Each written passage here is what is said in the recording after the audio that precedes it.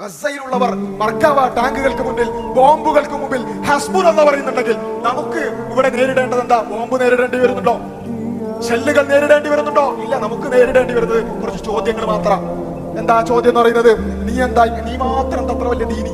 ബാക്കി എല്ലാവരും ഉണ്ടല്ലോ, മുസ്ലിങ്ങളായിട്ട് കുറെ ആൾക്കാരൊക്കെ ഉണ്ടല്ലോ, ഈ മാത്രം എന്താ വലിയൊരു ദീനി അല്ലെ? അനക്ക് മാത്രം എന്തൊരു കണ്ടൻ ബാൻഡ് അല്ലെ? കണ്ടൻ ബാൻഡ് ഇട്ട് നടക്കുന്ന എന്താ? അതുപോലെ തന്നെ ഈ മാത്രം എന്തോ ഒരു അമ്മായിന്റെ മാതിരി കുറച്ച് മൂടി പൊതിച്ച് നടക്കുന്നത്, ബാക്കി എല്ലാവരും ഉണ്ടല്ലോ, അവരൊക്കെ മുസ്ലിങ്ങളാണല്ലോ. ഇങ്ങനെയുള്ള കുറച്ച് ചോദ്യങ്ങൾ മാത്രം ആകെ നമുക്ക് അഡ്രസ് ചെയ്യേണ്ടത്. അവരവിടെ ബോംബിനെ നേരിടുമ്പോൾ പോലും ഹസ്ബുൻ അല്ലാഹ് പറയാൻ നമുക്ക് ഈ ചോദ്യങ്ങൾ പോലും നേരിടാൻ പറ്റുന്നില്ല. അപ്പോഴേക്ക് നമ്മൾ കഴിയൂല, അവരൊക്കെ അങ്ങനെ പറയണ്ടല്ലോ അല്ലെ?